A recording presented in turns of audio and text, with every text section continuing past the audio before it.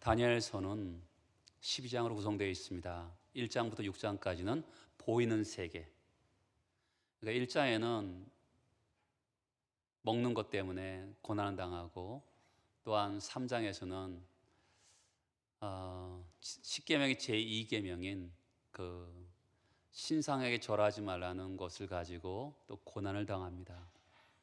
또한 6장에서는 기도를 하지 못하게 하는 거죠.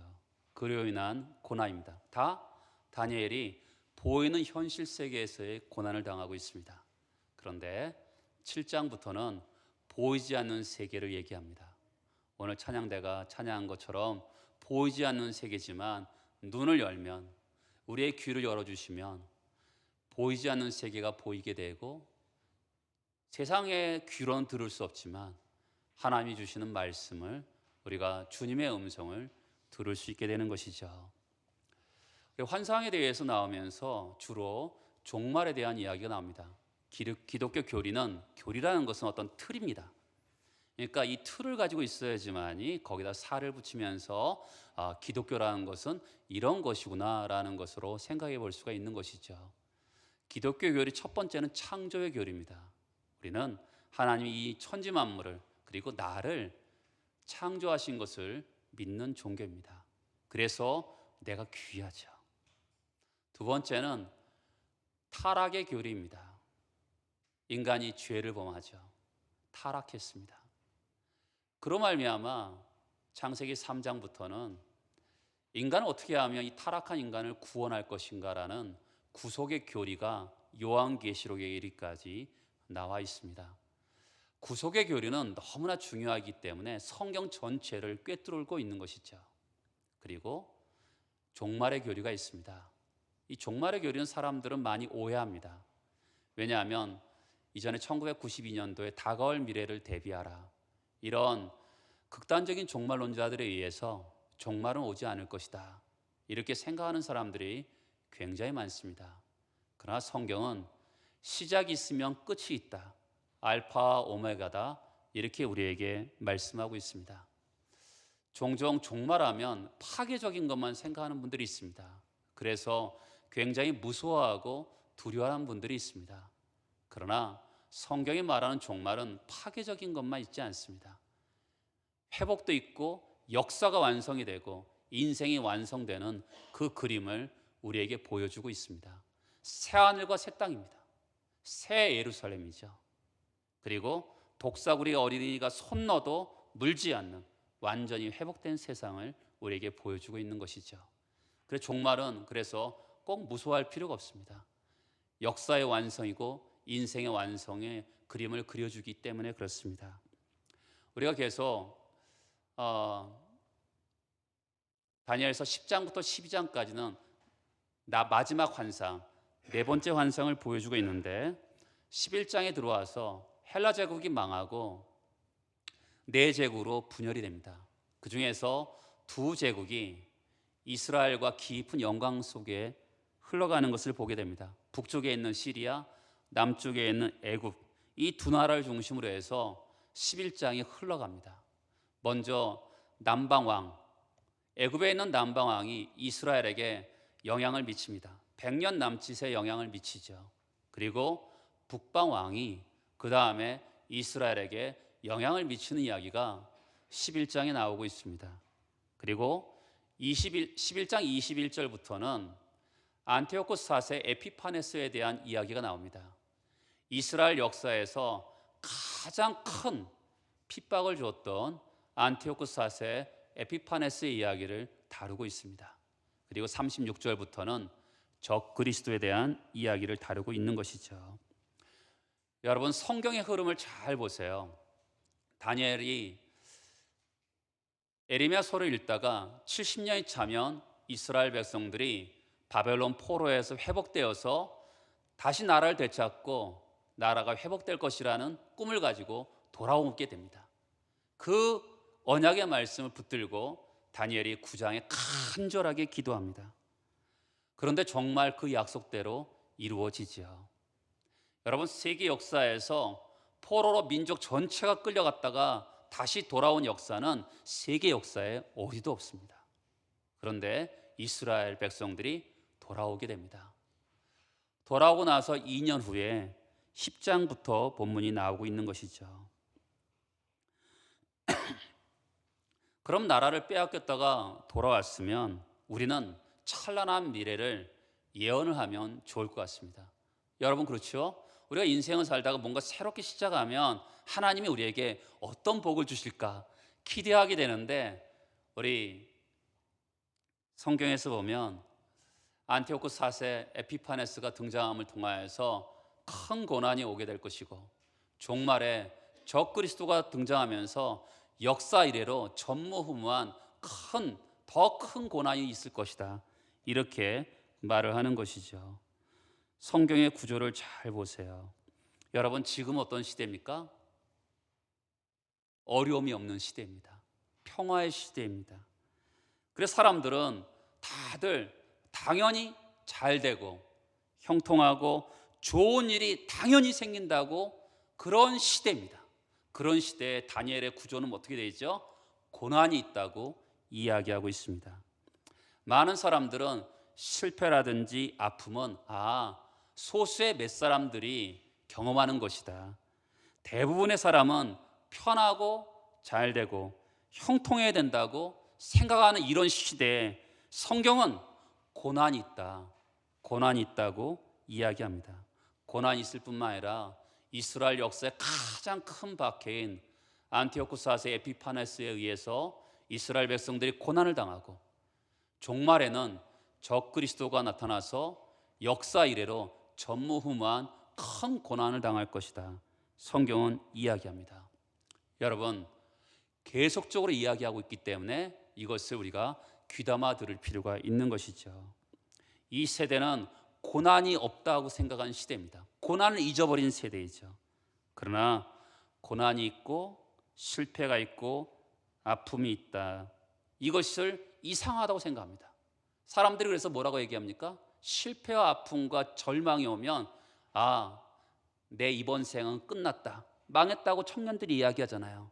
왜요 그렇습니까?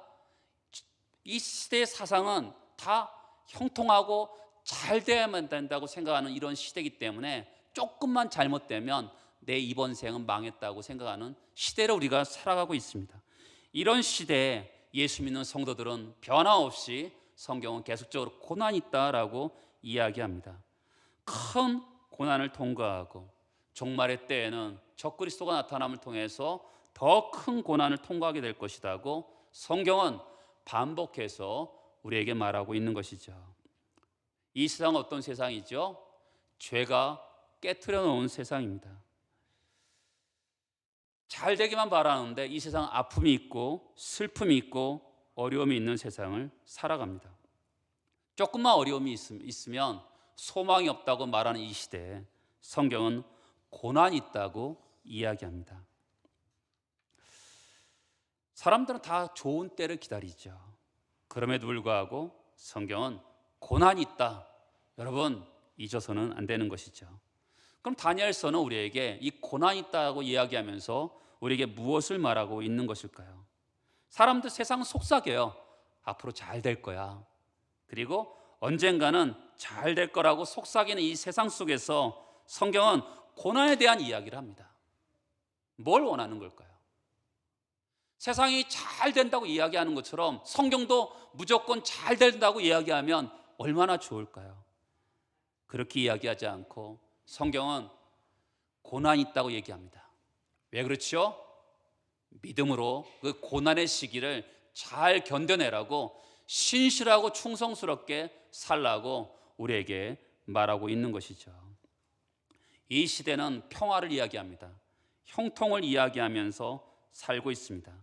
그러니까 사람들은 자꾸만 이 세대의 흐름이 형통을 이야기하기 때문에 조금만 고난이 오면 믿음을 포기하고 싶어 합니다. 여러분, 다른 거 다 버려도요 믿음을 잃어서는 안 되는 것이죠.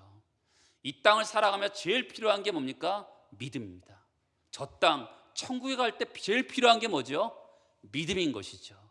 그래서 믿음은 모든 것이죠. 사람들은 좋은 때를 기다리면서 신앙생활하는 사람들도 있습니다. 그런데 좋지 않은 일이 생기면 믿음을 포기하는 사람들이 종종 있어요. 하나님이 정말 계십니다. 진리의 말씀에 순종하며 살기를 원하고 계시는데 자꾸만 어려움이 조금만 생기면 믿음을 포기하려고 하는 이런 시대에 성경은 믿음을 잃으면 다 잃는 것이다, 이렇게 말을 하고 있는 것이죠.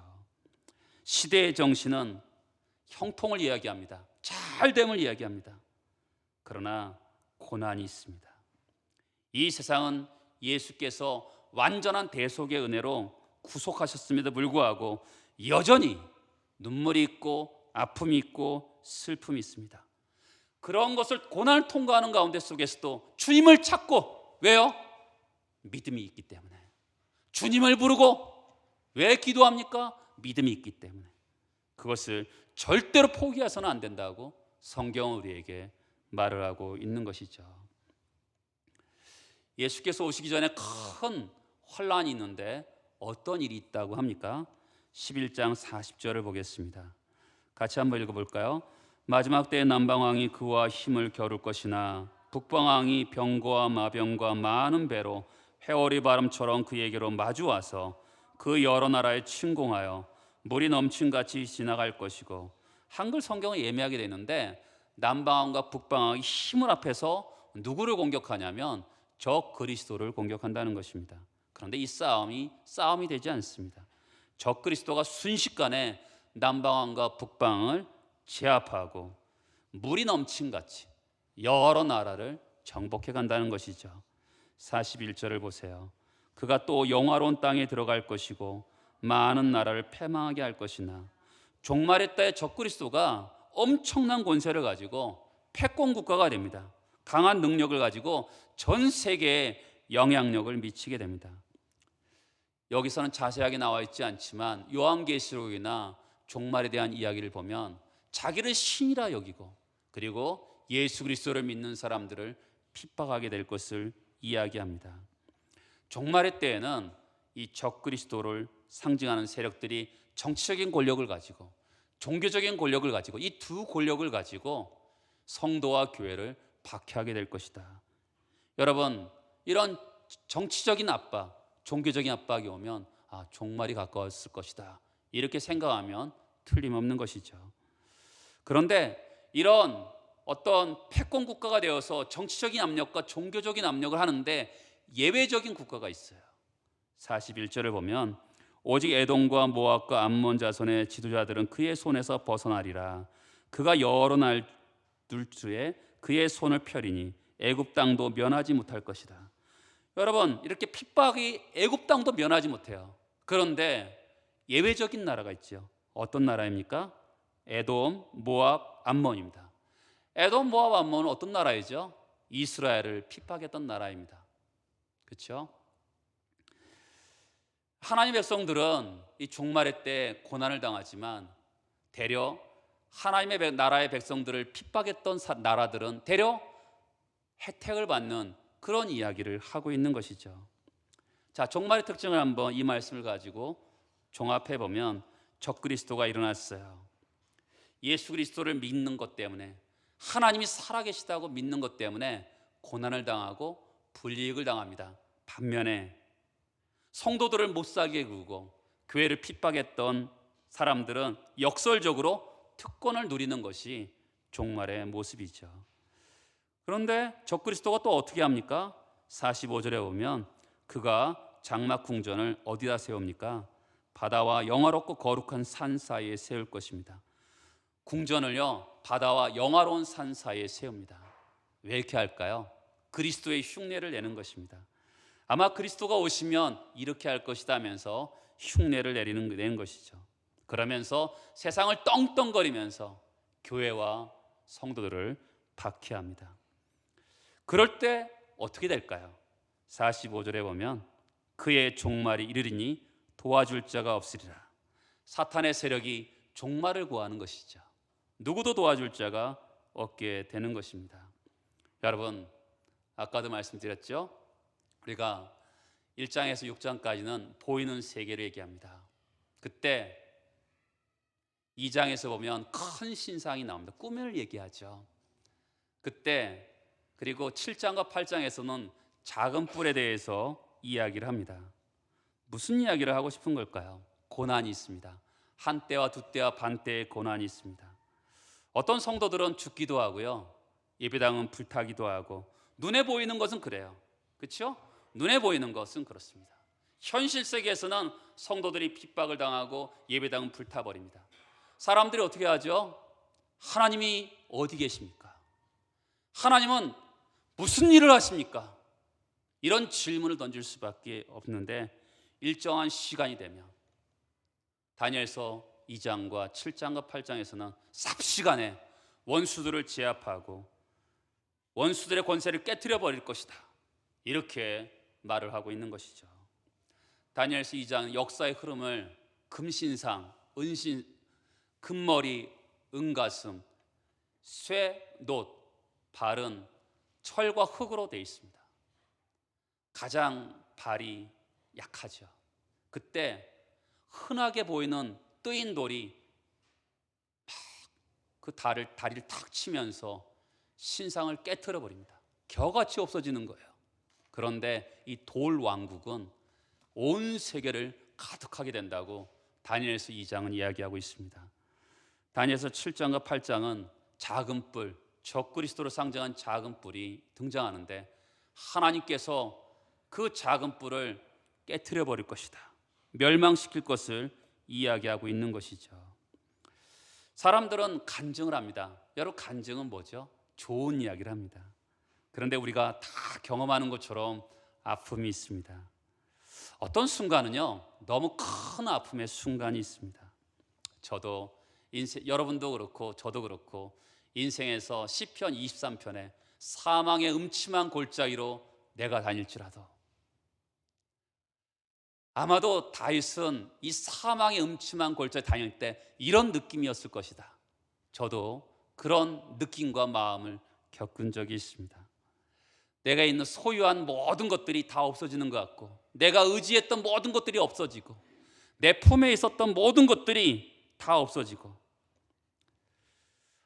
그리고 여러 가지 문제들이 얽히고 얽혀서 실타래가 얽힌 것처럼 얽혀서 이 문제가 어떻게 풀릴 수 있을까, 이런 고민을 할 때가 있었습니다. 그런데 그 실타래는 일정 기간 동안 풀리지 않았습니다. 그런데 하나님께서 그 실타래의 마지막 부분을 싹 푸는데, 어느 순간에 삽시간에 그 문제가 풀리는 것을 여러분과 저도 경험했을 것입니다. 이 아픔은 언제 해소될까? 도무지 될 것 같지 않은데, 하나님의 때가 되니까, 그렇죠? 하나님의 때가 되니까 얽혔던 것들이 쑥 풀리면서 이게 뭐 문제였을까? 그렇죠? 분명히 문제였는데 이게 전혀 문제가 아니었네, 이런 생각이 들 만큼 풀리는 것을 우리가 예수를 믿으면서 경험해 봤을 것입니다. 종말에 예수 때문에 고난을 당하는데, 적그리스도로 말미암아 어려움을 당하는데, 삽시간에 하나님께서 우리 인생의 문제를 풀어주시면서 상상할 수 없는 구원의 영광을 경험하게 될 것이라고 성경은 말씀하고 있는 것이죠. 우리가 살아있는 동안에 예수께서 오시면 큰 아픔을 경험하게 될 것이지만 그것이 끝이 아닙니다. 절대로 악이 이기지 않습니다.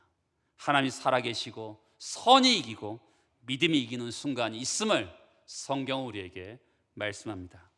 1절에 보면 그때라고 합니다. 적그리스도가 패권을 잡을 때, 여러분 이때 하나님은 어디 계십니까? 라고 생각하잖아요. 그때 이어서 뭐라고 합니까? 내 민족을 호위하는 큰 군주 미가엘이 일어날 것입니다. 눈에 보이지 않아요. 그렇죠? 영적인 세계인데 사탄의 세력이 일어났는데 더불어서 우리를 호위하고 지키고 보호하는 천사장 미가엘이 일어날 것이라고 이야기합니다. 그때 어떤 일이 일어납니까?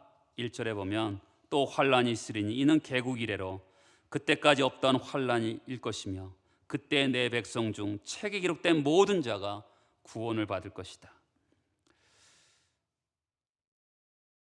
역사 이래로 이런 고난이 없다고 생각했던 고난이 일어났는데, 여러분 이때 책에 기록된 자는 구원을 받으라고 합니다.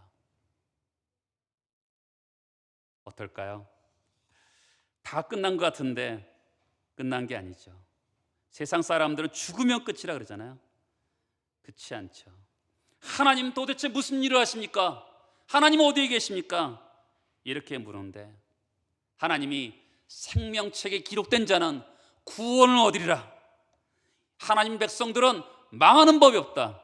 이렇게 말하고 있는 것이죠.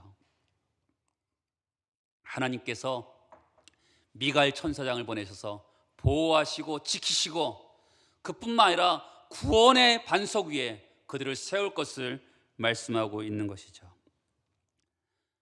마지막 때에 성도들이 죽습니다. 우리가 그렇게 사랑하는 예배당이 불타버립니다. 그때 하나님은 정말 계시는가? 이렇게 외치고 있을 때 하나님은 생명책에 기록된 자를 구원하신다고 분명하게 말씀합니다. 2절을 같이 읽어볼까요? 땅의 티끌 가운데서 자는 자 중에서 많은 사람이 깨어나 영생을 받는 자도 있겠고 수출을 당하여서 영원히 부끄러움을 당할 자도 있을 것이라. 종말에는 두 가지 인생이 있죠. 어떤 인생입니까?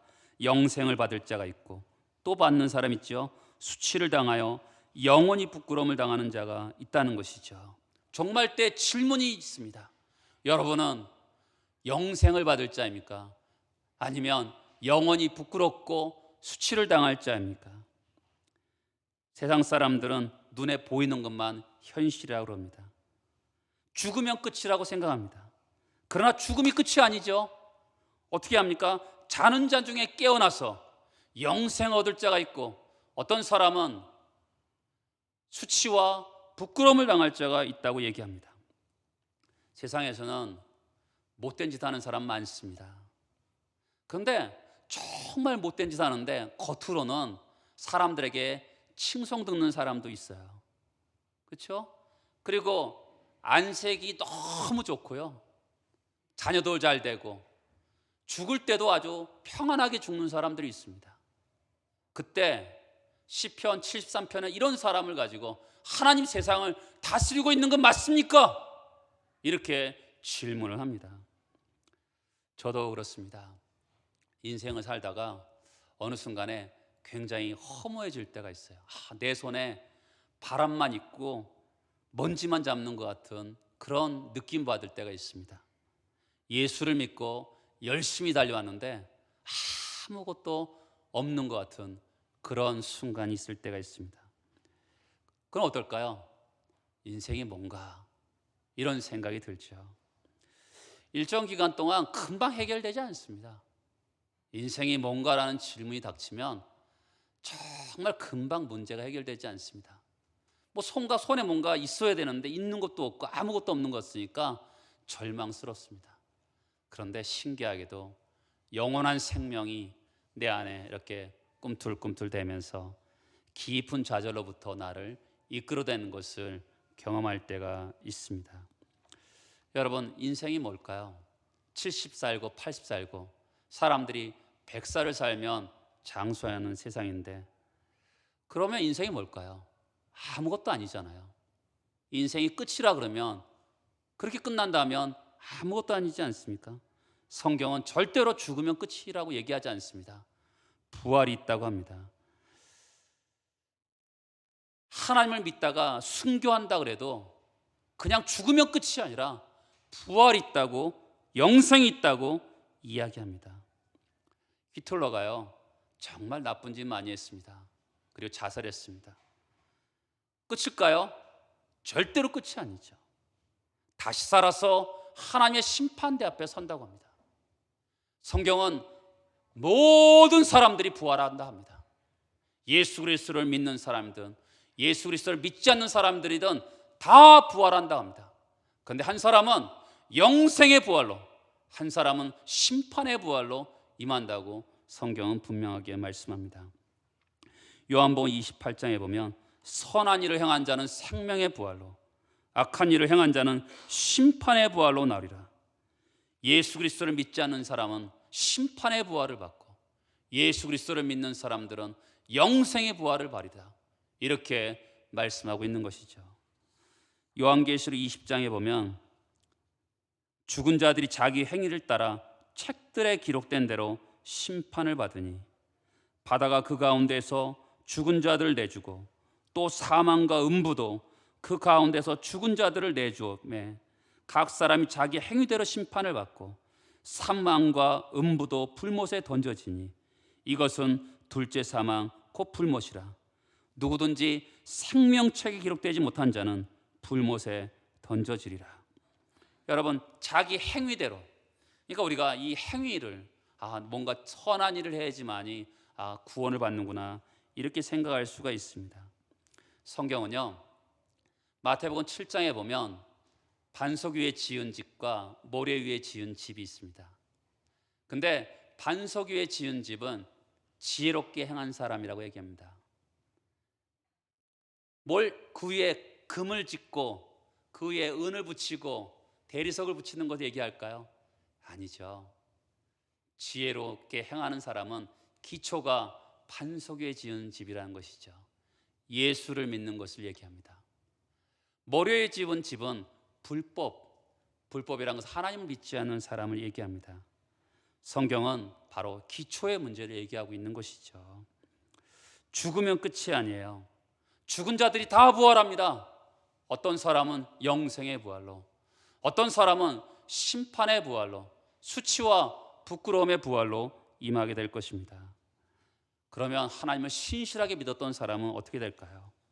3절에 보면 지혜 있는 자는 구원받은 사람입니다. 이어서 같이 읽어보겠습니다.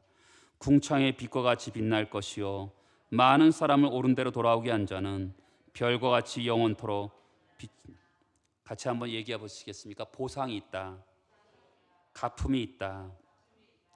여러분, 영원히 사는 것만 이야기하지 않습니다. 부활만 얘기하지 않고 뭐가 얘기하죠? 보상이 있다고 이야기합니다. 영광을 얘기하는데 성경은 빛에 대해서 이야기합니다. 마태복음 13장에 보면 그때 의인들은 자기 아버지 나라에서 뭐같이 빛나죠? 해와 같이 빛난다고 합니다. 성경은요, 영광의 상징을 별같이 해같이 빛난다고 얘기합니다. 우리 복음성가에 해같이 빛나리라라는 찬송이 있잖아요. 그렇죠? 이것이 상급입니다. 예수 그리스도를 믿는 상급이 뭡니까? 해같이 빛나리라. 또한 요한계시록 2장에 보면 내가 그에게 새벽별을 주리라. 의인들에게 보상입니다. 보상이 있는데 빛이고 별인 것이죠. 하늘나라의 상급은 해같이 빛나고 별같이 빛날 것입니다. 여러분, 우리는 예수 그리스도를 믿는 사람들입니다. 정당한 권리를 행사할 수 있는데 믿지 않는 사람들 때문에, 그들이 내가 믿는 사람인 걸 알기 때문에 나의 정당한 권리를 행사하지 못할 때가 있습니다. 그들을 구원하기 위해서 정당한 권리를 행사하지 못할 때가 있습니다. 그러면서도 이게 뭔가 이런 생각이 들 때가 있습니다. 근데 여러분, 하나님은 저 땅에서만 우리에게 보상하지 않습니다. 이 땅에 살 때도 하나님이 보셨구나, 아셨구나, 이것을 추상적으로가 아니라 구체적으로 하나님이 아셨구나, 보셨구나, 이것을 우리에게 경험하게 하시는 것이죠. 예수를 믿는 것 때문에 우리가 수고합니다. 그런데 하나님께서 꼭 구체적으로 우리를 위로하고 격려하실 때가 있는 것이죠.